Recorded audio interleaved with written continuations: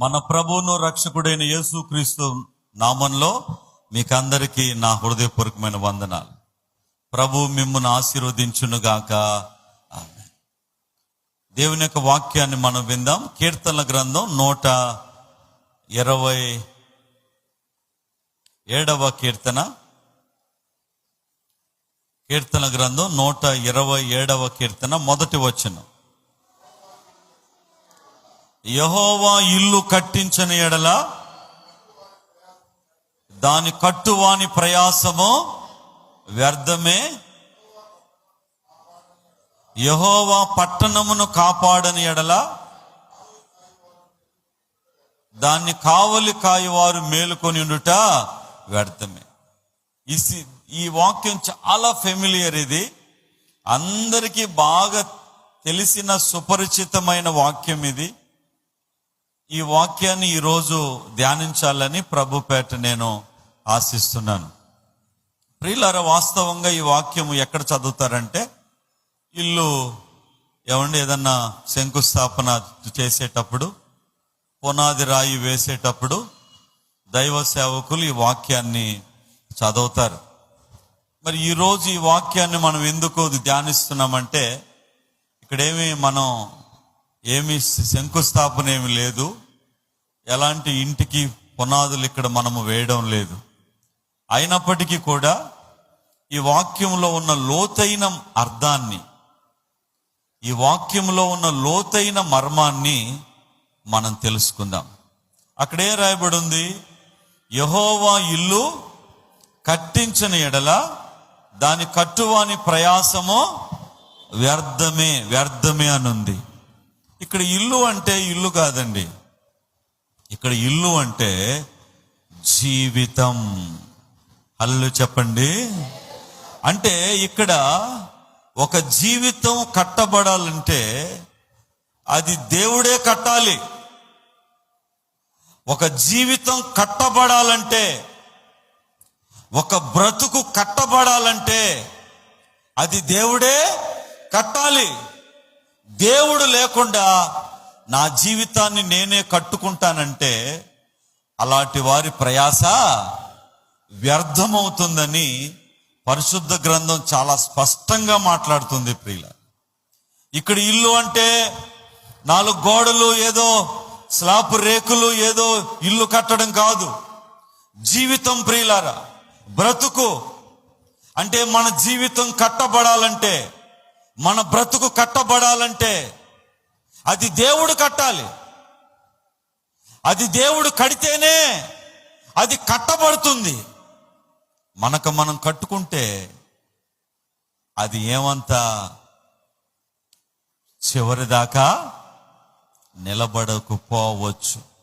నా ప్రియమైన దేవుని బిడ్డలారా, అందుకనే మన జీవితాల్ని దేవుడు కట్టాలి, మన బ్రతుకుల్ని దేవుడు కట్టాలి. చాలా మందికి వాళ్ళకి వాళ్ళే కట్టుకోవడానికి ప్రయత్నిస్తున్నారు. దేవుడు లేకుండా కట్టబడేవి, దేవుడు లేకుండా కట్టుకునేవి, అది బాబేలు గోపురం అవుతుంది, కానీ అది ఏమంత సంపూర్ణత కానే కాదు. ఆనాడు దేవుడు లేకుండా ఒక పెద్ద గోపురం కట్టాలని వాళ్ళందరూ ప్రయత్నించారు. నోవహు దినాలు అయిన తర్వాత వాళ్ళందరూ కూడా దేవుడు కోపం వస్తే, ఇలా జలప్రళయం రప్పిస్తే, దేవుడు కోపం వస్తే జలప్రళయం రప్పిస్తే మన గతి ఏంటి? ఆయన చంపితే మనం సావాలా? మనం ఎందుకు సావాలి? మనమే ఆకాశం అంత ఎత్తుకి గోపురం కట్టుకుందామని నిమ్రోద్ అనేవాడు తెలివి తెచ్చుకొని వాళ్ళందరికీ చెప్పి పేరేపించి ఆ రోజుల్లోనే ఇటుకలు తయారు చేయించి కాల్చి అంత నాలెడ్జబుల్ గా పెద్ద గోపురం కట్టాలని ప్రయత్నించారు.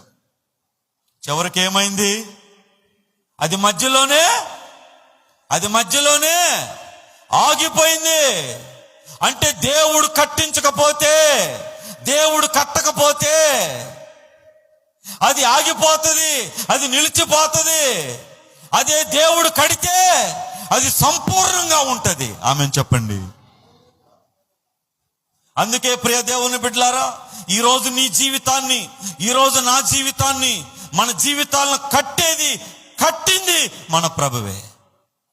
ఈరోజు నీకు ఒక భర్తనిచ్చి, భార్యనిచ్చి, పిల్లల్నిచ్చి, కుటుంబాన్నిచ్చి ఇదంతా కట్టింది ఆయనే ప్రియులారా. నిన్ను కట్టింది ఆయనే. దేవుని చేత నిన్ను కట్టబడింది ఆయనే ప్రియులారా. అందుకనే యెహోవా ఇల్లు కట్టించిన యెడల దాని కట్టువాని ప్రయాసము వ్యర్థం. ఈనాడు చాలా మంది తెలివి ఎక్కువైపోయి, మోసపు తెలివి ఎక్కువైపోయి వాళ్ళే వాళ్ళ జీవితాలను కట్టుకోవాలని ప్రయత్నిస్తున్నారు. నాకు వేరుగా ఉండి మీరేమియో చెయ్యలేరని దేవుడు మాట్లాడాడు. చెయ్యలేరు ప్రియులారా, చెయ్యలేరు. ఆయనతో ఉంటే, ఆయనలో ఉంటే, ఆయనతో మనం నడిస్తే ఆయన మన జీవితాలను కడతాడు. ఆమెను చెప్పండి. మన జీవితాలను కడతాడు ఆయన. జీవితాలను కడతాడు ప్రియులారా. నేను పుట్టక ముందే అనాది సంకల్పంలోనే దేవుడి స్థలాన్ని ఏర్పాటు చేశాడు. ఆమెను చెప్పండి. చాలా మంది అంటుంటారు, పాస్టర్ గారు మీకు ఈ స్థలం ఎట్ట చిక్కింది? ఈ రోడ్లో ఈ స్థలం అసలు మీకు ఎట్ట చిక్కింది మీకు అని అంటే, అనాది సంకల్పంలోనే దేవుడు ఏర్పాటు చేసి, ఇదంతా దేవుడు ఏర్పాటు చేసి, మిమ్మల్ని నాకు ఏర్పాటు చేసి, నన్ను మీకు ఏర్పాటు చేసి, ఇదంతా కూడా కట్టింది ఎవరు? దేవుడు ప్రియులారా. ఇదంతా కట్టింది దేవుడే. సంఘమును కట్టింది దేవుడే. ఇదంతా ఏర్పాటు చేసింది దేవుడే. యెహోవా జీవితాలను కట్టే దేవుడు, బ్రతుకుల్ని కట్టే దేవుడు. చెదిరిపోయిన జీవితాలైనా వాటిని తిరిగి గొప్పగా కట్టే దేవుడు. హల్లెలూయా చెప్పండి. ప్రియ దేవుని బిడ్డలారా, పరిశుద్ధ గ్రంథంలో రూతు జీవితం చిన్నప్పుడే చెదిరిపోయింది. రూతు జీవితం ఎంతో ఆనందంగా, ఆహ్లాదంగా భర్తను పెళ్లి చేసుకుని ఇంటికి పోతే చిన్నప్పుడే ఆమె జీవితం చిన్న వయసులోనే చెదిరిపోయింది ఆమె జీవితం. అయితే ఆమె దేవుని పాదాలు పట్టుకున్నప్పుడు, నీ దేవుడే నా దేవుడు, నువ్వెవరిని కొలిస్తే వాళ్ళని నేను కొలుస్తాను, నువ్వెవరిని పూజిస్తే నేను వాళ్ళని పూజిస్తానని ఏనాడైతే నోటితో చెప్పిందో, అందుకే చాలాసార్లు మిమ్మల్ని నేను అడుగుతున్నా, నోరు తెరవకపోతే దీవెనలో రావో. తెల్లవారు లేచి ఎలుగెత్తి నా దేవుడు గొప్పవాడు, నన్ను దీవిస్తాడని చెప్పండి. ఎవరు వీడికి పిచ్చి పట్టిందని పక్కనోళ్ళు అనుకోవచ్చు. అది పిచ్చి కాదు, ఆ మాటే అది దేవుడు జరిగిస్తాడు. ఆమెను చెప్పండి. నా దేవుడు గొప్పవాడు, నన్ను తిరిగి కడతాడని చెప్పండి. నా దేవుడు గొప్పవాడు, నా జబ్బు తొలగిస్తాడని చెప్పండి. నా దేవుడు గొప్పవాడు, కరువు తీసేస్తాడని చెప్పండి. నోటితో పలికినప్పుడు దేవుడు కార్యాలు చేస్తాడు. ప్రియ దేవుని బిడ్డలారా, రూతు జీవితం చూడండి, చిన్న వయసులోనే చెదిరిపోయింది. కానీ ఆమె నోరు తెరిచి చెప్పింది, నీ దేవుడే నా దేవుడు అని చెప్పింది. ఎప్పుడైతే ఆ మాట చెప్పిందో అక్కడ రికార్డ్ అయిపోయింది. అప్పటి నుంచి ఆమెను దేవుడు దీవించడం ప్రారంభించాడు. ఎంత గొప్పగా ఆమె జీవితాన్ని కట్టాడో, ఆమె తల్లిదండ్రులు అట్ట కట్టగలరా? ఒకవేళ ఆమె తల్లి తండ్రి పెద్ద కోడలాగా తల్లి తండ్రి ఇంటికి వెళ్ళిపో ఉంటే, ఆమె జీవితాన్ని ఇంతటి సౌభాగ్యవంతుడు, మంచివాడు, శ్రీమంతుడైన బోయజు లాంటి వాడికి ఇచ్చి ఆమెను పెళ్లి చేయగలరా? నా ప్రియమైన దేవుని బిడ్డలారా, అందుకే దేవుడు ఇళ్ళు కాదు, జీవితాలను కట్టే దేవుడు. ఆమెను చెప్పండి. జీవితాలను కట్టే దేవుడు, నీ జీవితాన్ని కట్టే దేవుడు ప్రియులారా, నీ బ్రతుకును కట్టే దేవుడు ఆయన. అందుకనే మనకు రాయబడిన మాట ఏంటంటే, యెహోవా ఇల్లు కట్టించిన యెడల దాని కట్టువారి ప్రయాస వ్యర్థమే. చాలా మంది రేయిం బగళ్ళు కష్టపడి అటు చేసి ఇటు దట్టు పెట్టి అటు తీడ అనవసరం, అంత అనవసరం అండి. దేవుడు కడతాడు, దేవుడు కట్టే దేవుడు. అంత అవసరం లేదు, అంత వద్దు. దేవుని మీద ఆధారపడితే నీ కష్టార్జితాన్ని 30 60 100 ఆశీర్వదిస్తా. మీకు తెలుసా, చాలా మంది పాస్టర్లకి నేనంటే అసూయ. చాలా మందికి నేనంటే అసూయ ప్రియులారు. నా దగ్గర ఏమీ లేదు, ఏం ఉండదు ప్రియులారు. కానీ నేను వాక్యం చెప్పిన అసూయ, నేను గొర్రెపిల్ల మోచాలు పెడుతున్నానని అసూయ, మానకుండా పరిచర్య చేస్తున్న అసూయ, ఇంత మందిరం దేవుడు కట్టించాడని అసూయ. అందుకే బైబిల్లో ఏముందో మీకు తెలుసా, అనేకులు అసూయ పడేటట్టు దేవుడు నిన్ను ఆశీర్వదిస్తాడు. ఆమేన్ చెప్పండి. హల్లెలూయా, హల్లెలూయా.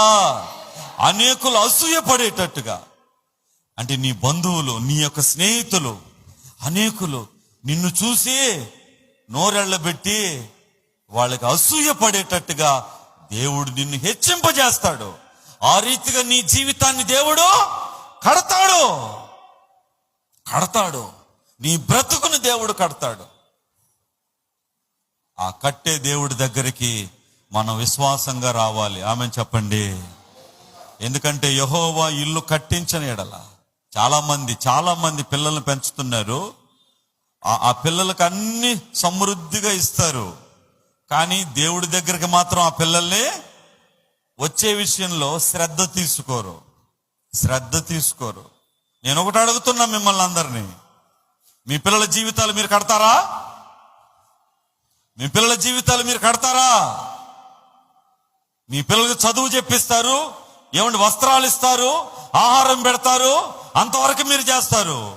వాళ్ళ జీవితాలను కట్టే శక్తి మీ దగ్గర ఉందా? వాళ్ళ జీవితాలను కట్టే శక్తి దేవుడి దగ్గర ఉంది. మరి అలాంటి దేవుడి దగ్గరికి మీ పిల్లలు నడిపించరా? అలాంటి దేవుడి చేతులకి మీ పిల్లల చేతులు పట్టిరా? పెళ్లిలో ఆడపిల్ల యొక్క చేతిని ఆ తల్లిదండ్రులు, మగపిల్లవాడి చేతిని ఈ తల్లిదండ్రులు, ఆ చెయ్యి తెచ్చి ఆడపిల్ల చెయ్యి తెచ్చి మగపిల్లవాడి చేతిలో పెడతారు, ఆ చెయ్యికి పట్టిస్తారు. మరి మీ పిల్లల చేతుల్ని దేవుడికి పట్టిరా? అంటే మీ పిల్లల జీవితాలు మీరే కట్టేస్తారా? అలాంటప్పుడు చాలా మంది పాస్టర్ల పిల్లలే చెడిపోవట్లేదా? టీచర్లు విద్యా బుద్ధులు చెప్పే టీచర్ల పిల్లలే పండిత పుత్రులు పరమసుంట్లు అవట్లేదా? పాస్టర్ల పిల్లలే నిత్యము వాక్యాలు వింటూ వాక్యాలు ఆరాధనలు ఉన్న పిల్లలే చెడిపోవట్లేదా? అంటే పిల్లల జీవితాలు కట్టే శక్తి మన దగ్గర లేదు. వాళ్ళ జీవితాలను కట్టే శక్తి ఎవరికి ఉంది? దేవునికి ఉంది. కాబట్టి మీరేం చేయాలా? ఆ పిల్లల చేతులు దేవుడికి పట్టియాలి. ఆ చేతులు దేవుడికి పట్టియాలి. రాజీ పడకూడదు. ప్రార్థనకు రాకపోతే రాజీ పడకూడదు. ఇంట్లో బైబిల్ చదవకపోతే రాజీ పడకూడదు. కుటుంబ ప్రార్థనలో కూర్చోపోతే రాజీ పడకూడదు. దేవుని విషయాల్లో రాజీ పడకూడదు. ఎందుకంటే వాళ్ళ జీవితాలు కట్టేది ఆయన. మన బిడ్డల జీవితాలను కట్టే దేవుడు, కట్టేది ఆయనే కదా. మీ బిడ్డల జీవితాలను కట్టేది ఆయనే కదా. మన బ్రతుకులను కట్టేది ఆయనే కదా. కాబట్టి ఇల్లు కట్టువాడు యెహోవా ఇల్లు కట్టించని ఎడల, ఎవడైనా దాన్ని కట్టాలి, అట కట్టాలి, ఇట కట్టాలి, ఎట్లా చేయాలి, ఇట్ట చేయాలి. చాలా మంది అంటుంటారు 100 అబద్ధాలు ఆడైనా అన్ని నిజాలు చెప్తేనే ఆ పెళ్ళి చెప్పండి నిలిచేది కష్టం కదా. అన్ని నిజాలు చెప్పినా నిలిచేది కష్టమైనప్పుడు 100 అబద్ధాలు చెప్తే అది నిలుస్తుందా? 100 అబద్ధాలు ఏదో ఒక అబద్ధం వాళ్ళు తెలిసిపోద్ది. పదమ్మ ఇంటికి అంటారనరా. కాబట్టి నా ప్రియమైనది దేవుని బిడ్డలారా, మన బ్రతుకుల్ని కట్టాలంటే దేవుడు కట్టాలి. ఆమెను చెప్పండి. మీ పిల్లల బ్రతుకుల్ని కట్టాలంటే దేవుడు కట్టాలి. ఆమేన్ చెప్పండి. కాబట్టి మన బ్రతుకులను కట్టేది ఆయన, మన జీవితాలను కట్టేది ఆయన. కాబట్టి మన జీవితాలను కట్టే మన దేవుడికి మనం ఏ విధంగా ఆయనతో సహవాసం చేయాలనేది మీరు జాగ్రత్తగా ఆలోచించుకోండి ప్రియులారా. ఎందుకంటే ఆయన పాస్టర్ గారు ఇప్పుడు ఈ లోకంలో దేవుడు లేని వాళ్ళందరూ ఇళ్ళు కట్టడం లేదంటే, వాళ్ళు ఇళ్ళు కడతారు. వాళ్ళు ఎక్కడ కడతారు? మాగుంట లేఅవుట్లోనో, చిల్డ్రన్స్ పార్క్ ఏరియాలోనో, ఇంకా డబ్బులుంటే హైదరాబాద్ జూబ్లీ హిల్స్ లోనో ఇళ్ళు కడతారు. కానీ మన దేవుడు జీవితాలను కడతాడు. ఆమేన్ చెప్పండి. జీవితాలను ఆయన కడతాడు ప్రియ. కాబట్టి అలాంటి దేవుణ్ణి మనం ఎంత విశ్వాసంగా నమ్మకంగా ఆరాధించాలి ప్రియుల. దావీదు జీవితాన్ని మీ ఎదుటికి ఈ పూట నేను గనక తీసుకొని వస్తే, దావీదు జీవితం ఎక్కడ ప్రారంభించబడింది, ఎక్కడ ముగిసింది, ఎక్కడ మొదలైంది, ఎక్కడ అంతమైంది. దావీదు ఒక గొర్రెలు కాచుకునే వ్యక్తిగా, గొర్రెల కాపరిగా, తలంతా కూడా వెంట్రుకలంతా ఎర్రబడిపోయి, ఆ వెంట్రుకలు చివరు రెండుగా పగిలిపోయి, గాలికి, ఎండకి, వానకి, మంచుకి వాటి మధ్యలోనే ఉంటా అలాగూ బ్రతికిన దావీదుని, అతని జీవితాన్ని ఎలా కట్టాడు, దేవుడు ఏ విధంగా కట్టాడు మీకు తెలియంది కాదు. అతనిని గొప్ప రాజును చేసి ప్రపంచంలో నాటికి నేటికి ఏ నాటికి కూడా దావీదనే మాట ప్రపంచమంతా వినబడేటట్టుగా దేవుడు చేశాడు. ఒక వ్యక్తి జీవితాన్ని దేవుడు కడతాడు. ఈరోజు నీ జీవితాన్ని కూడా దేవుడు కట్టాడు. మీకు తెలుసా, అందమైన ఆడపిల్లలు కొంతమంది ఉంటారు. చాలా బాధ, వాళ్ళకి సరైన భర్త దొరకడు. దొరికినా ఏపుకు తినడమే. ఏదో కొంచెం అటు ఇటుగా ఉండే ఆడపిల్లలు ఉంటారు. వాడికి గొడ్డు చాకిరీ చేసే మొగుడు దొరుకుతాడు. అర్థమవుతుందా? అంటే అటు ఇటుగా ఉండే కొంతమంది ఆడపిల్లలు, వాడికి గొడ్డు చాకిరీ చేస్తాడు వాడు. ఒరే, ఈరోజు వాన వస్తుంది ఆగమన్నవాడు ఆగడు. అంటే ఈ జీవితాన్ని కట్టింది ఎవరు? దేవుడే. మన జీవితాలను కట్టేది దేవుడే, మన బ్రతుకును కట్టేది దేవుడే. కాబట్టి ఆయన జీవితాలను కట్టే దేవుడు కాబట్టి మనం ఆయనతో చాలా విశ్వాసంగా ఉండాలి. మరొక వాక్యం చూద్దామా? ప్రసంగి గ్రంథంలో ఒక అద్భుతమైన మాట ఉంది. ప్రసంగి గ్రంథం 2వ అధ్యాయం 25వ వచనం.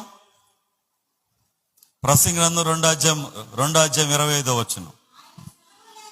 ఆయన సెలవు లేక భోజనము చేసి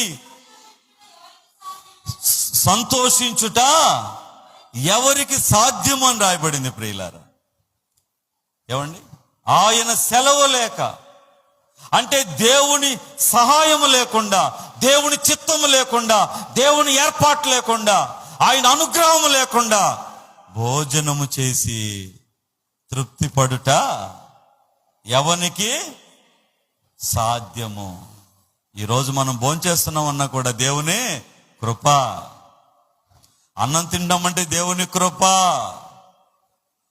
దేవుని కృప ప్రియులారా, దేవుని కృప. చాలా మందికి ఏదన్నా బ్రెయిన్ స్ట్రోక్స్ ఏదన్నా అలాంటివి తీవ్రంగా వచ్చినప్పుడు వాళ్ళు అన్కాన్షియస్లోకి వెళ్ళిపోతారు.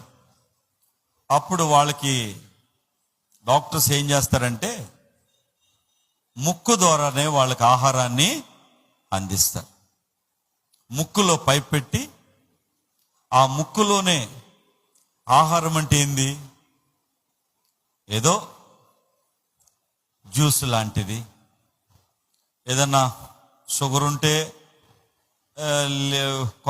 షుగర్ లేకపోతే కొబ్బరి నీళ్ళు, అలాంటి ఏదైనా ఒక ద్రవ పదార్థం లాంటిది ముక్కులో వేస్తుంటారు. ఏదా ఆ ముక్కులోంచి ఆహారం పొట్టలోకి పెట్టి పంపిస్తుంటాడు. అందుకే దేవుడు ఏమని హెచ్చరిస్తున్నాడంటే, ఆయన సెలవు లేకుండా భోజనము చేసి సంతోషించుట ఎవరికి సాధ్యమో. చాలా మందికి జ్ఞానం లేదు, తెలివి లేదు, బుద్ధి లేదు, ఏమి లేదు. మేము బలంగా ఆరోగ్యంగా ఉన్నాం, దేవుడు లేకపోయినా బతికేస్తాం, మాకే ఇబ్బంది లేదు అనుకుంటున్నారు. మంచిది కాదు.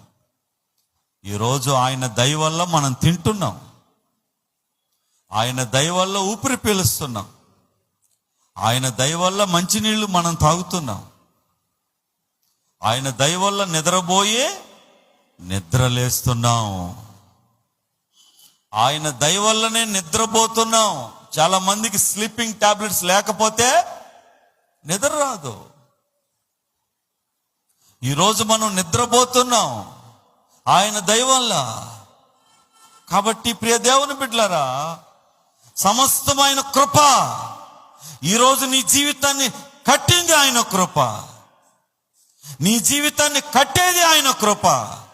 అందుకే అపోస్తలుడైన పౌలు పలుమార్లు చెప్పాడు, నన్ను నిలబెట్టింది ఆయన కృప, నన్ను సేవకుడిగా తీర్చిదిద్దింది ఆయన కృప, నన్ను సిద్ధపరిచింది ఆయన కృప. కృపను గురించి పౌలు గారు అనేక చోట్ల ఆయన మాట్లాడాడు. కాబట్టి ఈరోజు ప్రియ దేవుని బిడ్డలారా, నీ జీవితాన్ని కట్టేది దేవుడే. తప్పకుండా ఆయన కడతాడండి. ఆమెను చెప్పండి అందరూ. తప్పకుండా ఆయన కడతాడు, తప్పకుండా ఆయన కడతాడు. ఆయన భలే మ్యాజిక్గా కడతాడు. హల్లో చెప్పండి. చాలా మ్యాజిక్గా ఆయన కడతాడు, చాలా మ్యాజిక్గా ఆయన కడతాడు. ఆయన యందు విశ్వాసం ఉంచి ఆయన మీద ఆధారపడి ఆయన వైపు చూస్తే చాలా ఒక మెరుపు మెరిసిన విధంగా ఆన్ స్పాట్ దేవుడిని జీవితాన్ని కట్టేస్తాడు. ఆమెను చెప్పండి. హల్లెలూయా, హల్లెలూయా. ఈ అమ్మాయికి ఎప్పుడు పెళ్ళి అయిపోయింది? అవదనుకున్నామే అంటే మీరు అవదనుకుంటే అవదా? ఆయన అనుకుంటే అవుతుంది. కాబట్టి దేవుడు కడతాడండి, దేవుడు కడతాడు, నీ జీవితాన్ని ఆయన కడతాడు. కాబట్టి ఆయన యందు మీరు విశ్వాసం ఉంచి నమ్మకంగా ఉన్నప్పుడు ప్రభు మీకు సహాయం చేస్తాడు. ఇక ఈ 127వ కీర్తనలో సెకండ్ లైన్ ఏముంది? యెహోవా పట్టణమును కాపాడని ఎడల దాన్ని కావలి కాయవారు మేలుకొనుట. జీవితాలను కట్టే దేవుడు, అంత మాత్రమే కాదు, కాపాడే దేవుడు. హల్లెలూయా. అంటే ఒక మనిషికి ఇంతకంటే ఏం కావాలండి? జీవితాలను కడుతున్నాడు, రెండో పని ఏం చేస్తున్నాడు? ఆయన కాపాడుతున్నాడు. ఆయన కాపాడకుండా నన్ను నేనే కాపాడుకుంటానంటే వాళ్ళ ప్రయాస వ్యర్థం ప్రియులారా. దేవుడు కాపాడమంటే ఈరోజు మీ ఎదుట నేను నిలబడున్నా. దేవుడు కాపాడమంటే మీరందరూ ఇక్కడ కూర్చొని దేవుని మాటలు వింటున్నారు. అనేక అపాయాల్లో దేవుడు మనల్ని కాపాడాడు. అనేక జబ్బులు వచ్చినప్పుడు దేవుడు మనల్ని కాపాడాడు. అనేక శత్రువులు మన మీదకి వచ్చినప్పుడు దేవుడు కాపాడాడు. సైతాను మనల్ని నిలవని సజీవంగా మింగివేయాలని చూసినప్పుడు దేవుడు కాపాడాడు.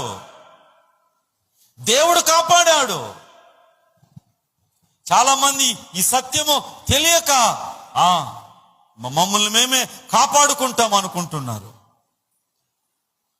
దేవుడు కాపాడితేనే ఒకడు కాపాడబడతాడు. దేవుడు కాపాడకపోతే ఎవడు తన్ను తాను కాపాడుకోలేడు. దేవుడు కాపాడితేనే వాడు కాపాడబడతాడు. అందుకే దేవుడు కాపాడితేనే ఒకడు కాపాడబడతాడు. దేవుడు కాపాడకపోతే ఎవడో ఆఫ్ కోర్స్ వాళ్ళ రాజకీయ నాయకులు, వాళ్ళ విశ్వాసాలు, వాళ్ళ నమ్మకాలు వేరుండొచ్చు. కానీ సృష్టికర్త ఒక్కడే, సమస్తము ఆయన చేతిలోనే ఉంది. ఎవరిని ఉంచాలో, ఎవరిని తీసేయాలో, ఎవరిని లేపాలో, ఎవరికి కింద పెట్టాలో సమస్తం ఆయన చేతుల్లోనే ఉంది ప్రియులారా, ఉంది ప్రియులారా. కాబట్టి ప్రియ దేవుని బిడ్డలారా, దేవుడు నమ్మదగిన వాడు, నీతిమంతుడు. యెహోవా పట్టణమును కాపాడని ఎడల దాన్ని కావలి కాయువారు మేలుకొనుట వ్యర్థమే. మీకు తెలుసా, ఒక మినిస్టరు లోపల గదిలో విశ్రాంతి తీసుకుంటే నైటు బయట పోలీసులు మేల్కొని ఉంటారుండ్రా, షిఫ్ట్లుగా మేల్కొని ఉంటారు. అతను లోపల నిద్రపోతుంటాడు, తినేసి అతను నిద్రపోతుంటాడు. అతను పర్సనల్ సెక్రటరీ, సార్ ఇదిగో ఈ టైం వరకు మీరు నిద్రపోండి అంటాడు. ఆ టైం వరకు అతను నిద్రపోతాడు. ఆ టైం అవగానే పర్సనల్ సెక్రటరీ వెళ్ళి లేపుతాడు, అతను రెడీ అవుతాడు. ఆ టయానికి బయటకు వస్తాడు. బయట మాత్రం అందరూ మేల్కొని ఉంటారు. బైబిల్ ఏం చెప్తుంది? దేవుడు కాపాడకపోతే మేలుకొని ఉండుట వ్యర్థమే. దేవుడు కాపాడాలి ప్రియులారా. నన్ను దేవుడు అనేక ఉపద్రవాల నుంచి కాపాడాడు, అందుకనే మీ ముందు నేనున్నాను. దేవుడు కాపాడాలి అంతే. నీకు నువ్వు కాపాడబడేది, నిన్ను ఎవరన్నా కాపాడేది, ఇది వట్టి మాటల ప్రియులారా. అందుకనే యెహోవా పట్టణమును కాపాడని ఎడల దాన్ని కావలి కాయవారు మేలుకొనుట వ్యర్థమే. ఓకే, ఈరోజు మనకు దేవుడు 2 మాటలు ఇచ్చాడు. ఒకటేంటి? కట్టేది ఆయనే, కాపాడేది ఆయనే. కట్టేది ఆయనే, కాపాడేది ఆయనే. ఒక మనిషికి ఇంతకంటే ఏం కావాలండి? నీ జీవితాన్ని కట్టేది ఆయనే, నీ జీవితాన్ని కడ వరకు కాపాడేది కూడా ఆయనే. దేవుడి మాటలు మన వెనుకల్లో దీవించునుగాక. ఆమేన్. కళ్ళు మూసుకోండి, మనం ప్రార్థన చేసుకుందాం. కళ్ళు మూసుకోండి, మనం ప్రార్థన చేసుకుందాం. దయగల దేవా, మీకు వందనాలు. యేసయ్యా, మీకు స్తోత్రాలు, స్తోత్రాలు, స్తోత్రాలు. ఎవరైతే నా జీవితం ఇంకా కట్టబడలేదు, నా జీవితం ఇంకా కట్టబడలేదు, నా జీవితం చెదిరిపోయింది, అయ్యో నా జీవితం చెదిరిపోయింది, నా జీవితం ఇంకా కట్టబడలేదని ఎవరు బాధపడుతున్నారు, యేసయ్యా దేవా, వాళ్ళ జీవితాలు మీరు కట్టండి. యేసు నామములో వేడుకుంటున్నాం మా తండ్రి, ఆమేన్.